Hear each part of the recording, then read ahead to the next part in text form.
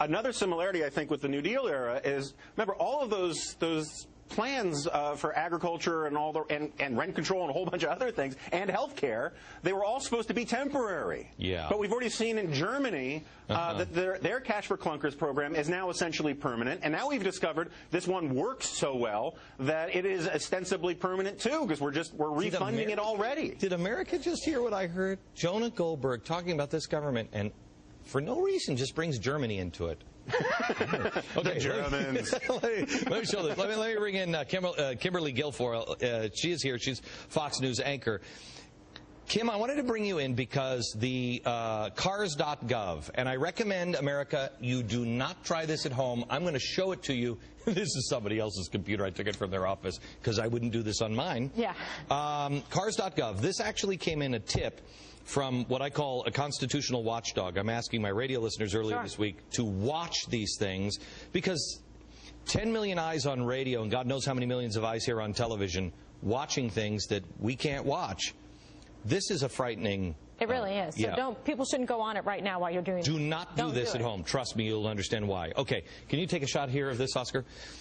Here is cars.gov. Let's say you go in, if I understand this right, I go in and I say, hey, I want to turn in my clunker. The dealer goes to cars.gov, and then they hit submit transaction. Here it says Privacy Act and Security Statement. And you're just like, oh, it's a Privacy Act of 1974. Whatever, I agree.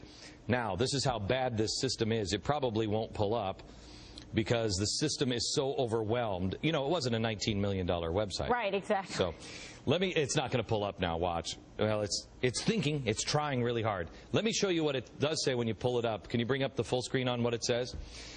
A warning box comes up and it says, this application provides access to the DOT car system. When logged onto the car system, your computer is considered a federal computer system, and it is property of the United States government, or any or all uses of this system, and all files on this system may be intercepted, monitored, recorded, copied, audited, inspected, and disclosed to authorized cars, DOT, law enforcement personnel, as well as authorized officials of other agencies, both domestic and foreign. Good God Almighty! Could it be any more broad and frightening? Here you are trying to be a good citizen and make a charitable contribution, do something that's good. And guess what? They are jumping right inside you, seizing all of your personal and private information. Yeah, not just that. And it's absolutely legal, Glenn. There's nothing. You know what? In a million years, I wouldn't click continue. You can't.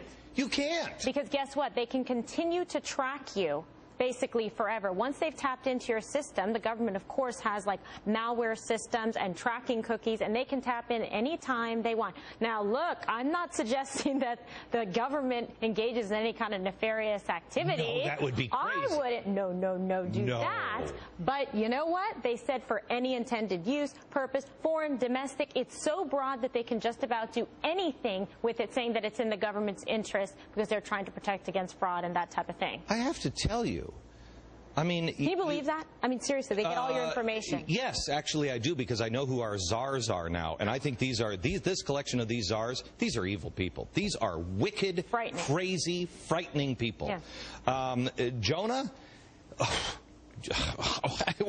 where do you even go with this? Where do you even go with this? The thing is that we can separate out what the intent might or may not have been. I mean, maybe this is just someone being really stupid in the federal government. No. But the reality of it is, it's possible. Like, it's possible. Really? Is it? Okay, you're right. Look, as a conservative... Tell me about Goldilocks. Yeah. Look, as a conservative, you always have to hold out the possibility that government people are just stupid rather than evil. No.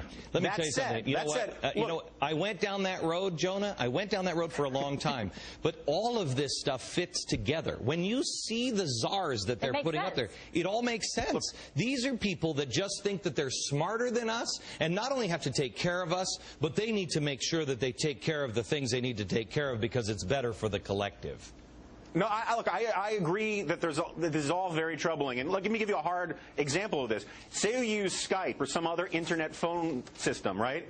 if you're on the phone while logged in on this thing, according to the lawyer I talked to before, Kim can verify this, the government can legally listen to your phone call. Good. It can check out what websites you've been searching. That's because correct. It says that your government your computer is the government's property. Correct. It's legal. There is nothing that you can do about it. If you log on to this at your home, everything in your home is now theirs? Basically, and there's nothing you can challenge it. Well, not your couch, just your computer. Yeah, you may not like the language, it may be off-putting, but it's completely legal. They're well within their recourse to do so, and it's very broad. It's like an octopus that keeps regenerating tentacles every 5 seconds. All right. America, we're going to do more on this on Monday.